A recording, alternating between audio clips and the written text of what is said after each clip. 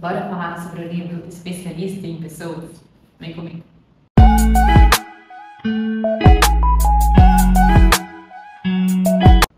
Bom, primeiro eu preciso pedir desculpa porque eu prometi a resenha do livro, prometi que ia falar sobre ele em janeiro, estamos em fevereiro e agora que eu estou gravando esse vídeo, eu não consegui, vou ser sincera, não consegui finalizar ele em janeiro, finalizei agora no finalzinho, no comecinho de fevereiro. E tem muita coisa interessante dentro desse livro, daria para falar aqui por horas, porque realmente ele aborda muitas coisas diferentes, mas eu trouxe aqui um resuminho, alguns pontos que eu considero os mais importantes na minha visão. Bom, como o próprio nome diz, o livro se trata de como você lidar com pessoas, de diferentes maneiras, dos diversos tipos de pessoas. E aí tem algumas classificações dessas pessoas, e foi isso que eu anotei como o principal ponto. Porque para você saber como agir com cada pessoa, você precisa ter a clareza dessa classificação. O que eu gosto muito é que o Thiago Brunet sempre traz conhecimentos embasados na Bíblia. Então, todos os ensinamentos dele são baseados no livro milenar, da Bíblia. São conselhos bíblicos. Então, eu acho que isso é fundamental, dá mais credibilidade para o livro. Bom, a primeira divisão que ele faz é das 3 esferas da amizade. Existem 3 esferas. A primeira são dos amigos íntimos. Depois, a segunda, os amigos necessários, e o terceiro, os amigos estratégicos. E essas esferas seriam como uma pirâmide. Então, os amigos íntimos são como o topo da pirâmide. São aqueles cruciais na sua vida, super importantes, e são poucos. Os íntimos são poucos. São aqueles com quem você de fato pode contar num momento difícil, pode dividir sua alegria sem medo de ter ciúme, inveja. Pessoa que de fato compartilha a vida com você, que se preocupa com você. Acho legal que no livro o Thiago dá vários exemplos da vida dele, e de como ele muitas vezes classificou de maneira errada algumas pessoas. Então, às vezes, você tem uma pessoa aí que você acha que ela é seu amigo íntimo, mas quando na verdade você precisa contar de fato, a pessoa não está disposta. Então ela não é um amigo íntimo. Certas coisas você não vai poder dividir para essa pessoa. Então um amigo íntimo é aquele que você pode contar qualquer coisa, que ele vai estar ali de braços abertos, não vai te julgar, mas vai te aconselhar, te direcionar, se ele puder. Então você consegue dividir de fato a vida com ele. Já os amigos necessários são aqueles amigos que é bacana você partilhar uma festa, um momento, mas não são aqueles que você vai contar tudo da sua vida. Então esses a gente tem em maior número, os amigos necessários.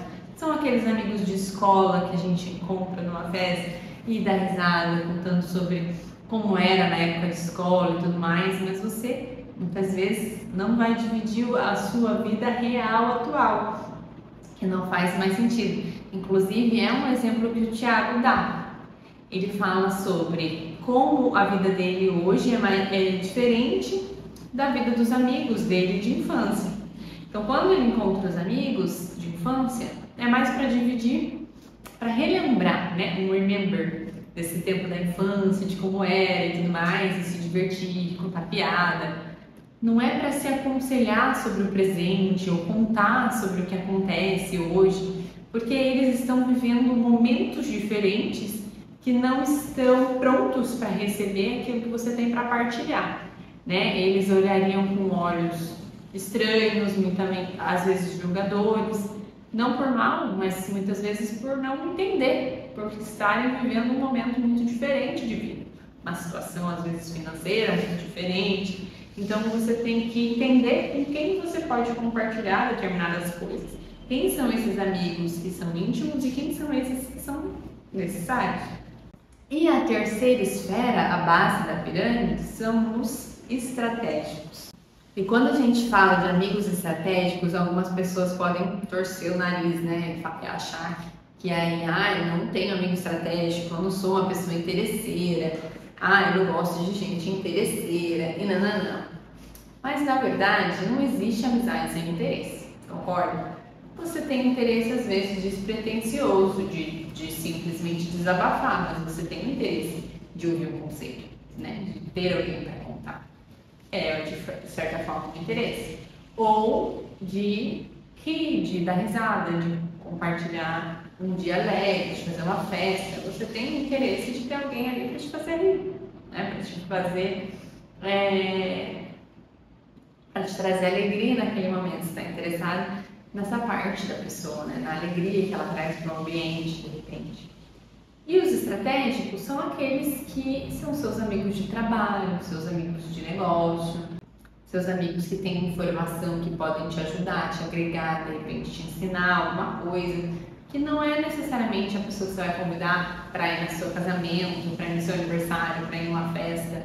Não é uma pessoa que você necessariamente vai conviver e muito menos compartilhar suas dificuldades, suas dores, mas é uma pessoa que vai agregar na sua vida de alguma forma e que você também pode agregar na vida dela de alguma forma, né? Com a sua sabedoria, com o seu negócio, com o seu trabalho, enfim.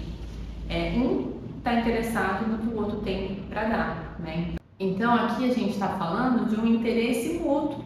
Eu estou interessada em você porque você de repente tem uma lista de networking aí que vai agregar para o meu negócio e você se interessa no meu negócio que pode te ajudar na sua empresa, uma mentoria, uma consultoria em relação à imagem, vamos supor. Posso te ajudar e você pode me ajudar com a lista de contatos que você tem. Ambos têm interesse, né? Então são estratégicos. E quando ele fala dessas 3 esferas, ele dá Jesus de exemplo, né? Então, por exemplo, Jesus, ele tinha os discípulos, que eram milhares de pessoas que o seguiam, que iam escutar o que ele tinha para falar. E para ele era importante porque essas pessoas disseminavam a palavra dele, a boa nova. E para essas pessoas era importante, era estratégico também porque elas gostavam de receber aquela palavra. Então era bom para ambos. E eles eram estratégicos, eles não faziam parte da vida íntima de Jesus. E aí tinham os apóstolos, que eram os 12, que eram mais próximos de Jesus, que eram os necessários, que Jesus precisava deles também para conseguir levar a obra, levar a mensagem, assim como eles precisavam, óbvio, de Jesus, né? Então eles tinham a sua função, cada um tinha a sua função ali dentro do apostolado. E quando era para algo mais íntimo, Jesus chamava João, Tiago e Pedro, né? Eram os 3 apóstolos mais íntimos de Jesus. E entre os 3 ainda tinha aquele que era o irmão, o apóstolo amado, né? Que era João. Então ele tinha 3 que ele podia contar para determinadas tarefas mais profundas, mais íntimas, porque ele não contava para todos os 12. Então Jesus nos ensina essa sabedoria de como lidar com as pessoas, como dividir cada pessoa no seu lugar, né? Como a gente pode, o que a gente pode falar para cada uma dessas pessoas. E aí ele fala sobre os contornáveis e os incontornáveis também. Isso aqui, que é isso, né? Bom, são aquelas pessoas difíceis da nossa vida. Você com certeza conhece alguém aí que é bem estressante, alguém que te irrita, alguém que te tira do sério. E essa pessoa pode ser contornável ou incontornável. Bom, contornável é aquela pessoa que te irritou, te estressou, te tirou do prumo, mas em um momento específico. Então, é uma pessoa, por exemplo, no caixa do supermercado, é uma pessoa no trânsito, é uma pessoa contornável, que ela não faz parte da sua vida, é só naquele momento. Então, não tem por que você perder tempo com essa pessoa, se estressando, se irritando, com alguém que é facilmente contornável. Ele dá até o exemplo do rio e da pedra. O rio, ele não tenta empurrar a pedra, ele simplesmente contorna ela para passar, né? Então, essa pedra são essas pessoas que não estão na nossa vida, que elas nos irritaram ali, mas não tem por que a gente se estressar, a gente só contorna. Agora, os incontornáveis são essas pessoas que nos tiram do prumo, porém não tem como a gente contorná-las. De repente, um familiar, seu vizinho, que você só consegue contornar se você se mudar de casa, ou alguém no seu trabalho, que você só vai conseguir contornar se você mudar de emprego, né? Então essas pessoas já são mais desafiadoras, porque a gente precisa conviver com elas, né? Principalmente essas que a gente tem um convívio diário, que é, por exemplo, as pessoas do trabalho, o vizinho, né? E eu mesmo tenho uma vizinha aí que ela é incontornável na minha lista. E essas pessoas são mais desafiadoras. E aí ele fala sobre como a gente lida com essas pessoas desafiadoras, né? Para a gente lidar com essas pessoas, a gente precisa estar maduro e precisa ter autocontrole, né? Domínio próprio. Domínio próprio é uma bênção que vem do Espírito Santo. É difícil a gente ter, nós como humanos, ter domínio próprio. A gente tem que pedir, né, para Deus. E o domínio próprio, ele é fundamental para que a gente consiga levar convívio com essas pessoas, ter um convívio bom com essas pessoas incontornáveis, sem nos afetar, sem que elas nos atinjam. A gente conseguir ter a sabedoria de ouvir sem responder, sem retrucar. Eu até anotei algumas frases aqui que eu achei bem interessante. Suas palavras são um combustível que alimenta uma explosão ou um extintor que apaga um incêndio. E fala também, ele cita Aristóteles, né, numa outra frase que é: o sábio não fala tudo o que pensa, mas pensa tudo o que fala. E mais do que pensar tudo o que fala, é pensar se vai falar, pensar antes de falar, né? Será que vale a pena? Às vezes tem pessoas que a gente tenta consertar, né? A gente quer consertar a pessoa, mas não tem como, a gente não conserta ninguém, a não ser que a pessoa queira ser consertada, a não ser que ela queira mudar. Ninguém muda ninguém. Então a gente tem que começar a mudança por nós mesmos, né? E o que a gente pode fazer? Muitas vezes é simplesmente escutar. E ele fala uma coisa que eu concordo 100%, que é que a gentileza, ela é constrangedora. Não, se uma pessoa ela te ataca e você age com respeito, com gentileza, com educação, essa pessoa se constrange. Com o tempo, ela vai diminuir os ataques, porque ela entende que não adianta te atacar. Pode tentar quantas vezes ela quiser, que você tem autocontrole, tem domínio próprio, e uma hora ela cansa. Porque essas pessoas que atacam, elas querem que você retruque, elas querem te irritar, te tirar do eixo. Quando elas entendem que não conseguem te tirar do eixo, elas param. Uma hora elas param, uma hora elas se cansam. Mas às vezes a gente cansa antes, né? Então é sempre buscar o autocontrole, o domínio próprio, para não deixar essas pessoas interferirem nas nossas emoções, nos nossos sentimentos. E ele fala também sobre os ladrões da alegria, que eu trouxe aqui mais uma última reflexão para a gente conversar. Quem é o ladrão da alegria? Será que você pode ser um ladrão de alegria? São aquelas pessoas que sempre têm um comentário crítico, né, para fazer uma conquista que o outro teve. Uma coisa que meu pai sempre me falou, e eu levo isso para mim, é que uma coisa é a pessoa te pedir a opinião dela antes de fazer. Outra coisa é depois que ela já fez, ela sabia te contar que já fez. Então, exemplo, a pessoa quer comprar um carro. E aí ela veio te pedir a sua opinião, porque de repente você entende muito de carro. E ela veio te pedir a opinião sobre o que você acha desse carro. E aí, você tem que ser sincero, né? Esse carro eu acho que de repente gasta demais, combustível, talvez ele seja melhor e tal. E você dá a sua sugestão. Agora a pessoa ela já comprou o carro. Ela está lá para te mostrar. Não filha coisa na cabeça. A pessoa já fez o investimento, ela já decidiu, ela já tomou a decisão. O negócio já está feito, ela não está perguntando para você o que você acha. Então não coloca defeito, não rouba a alegria do outro.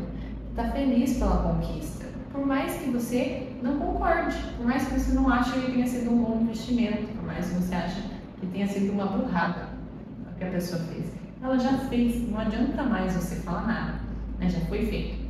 Numa próxima, de repente, você tenta alertar antes, né? Ou de repente a pessoa mesmo vai se dar conta, né, de que aquilo não foi um bom investimento, no futuro vai pedir opinião.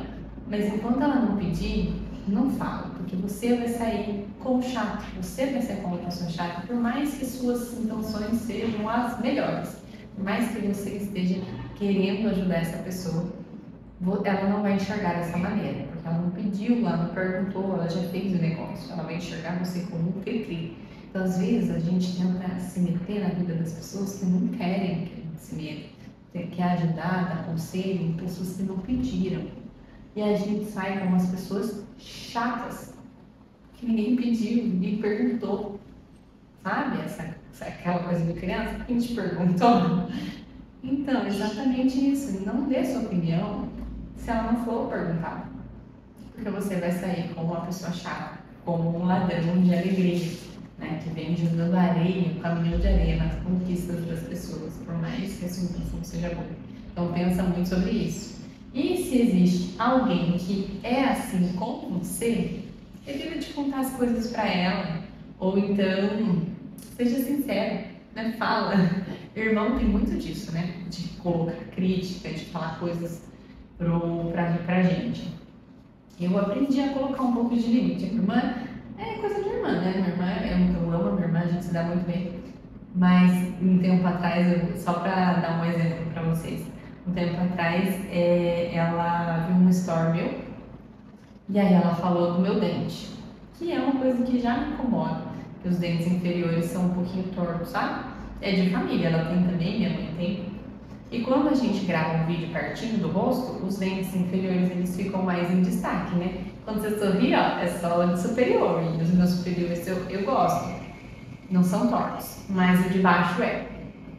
E aí eu tava falando, gravando um vídeo falando e tal, e aí a minha irmã mandou uma mensagem assim: nossa, precisa arrumar esse dente aí mesmo, ele tá parecendo muito torto, não sei o que.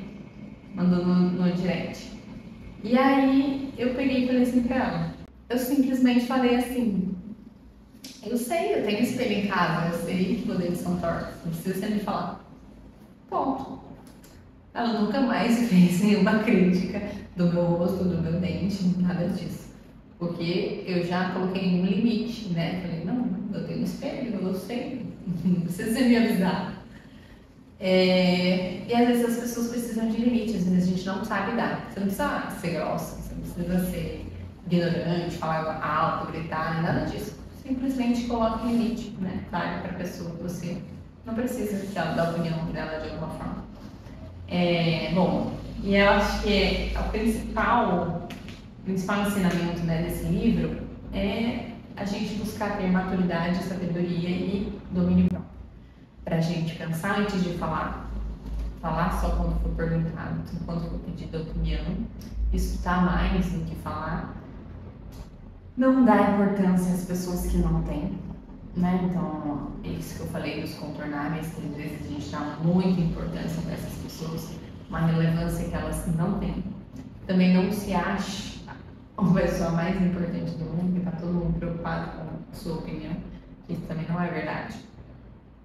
E assim a gente consegue levar uma vida muito mais leve, tenho certeza disso. Tá? Recomendo a leitura, muito bom, traz muitos ensinamentos, vale a pena. Bom, é isso, espero que vocês tenham gostado aí dos meus insights nesse livro e até o próximo vídeo. Beijo!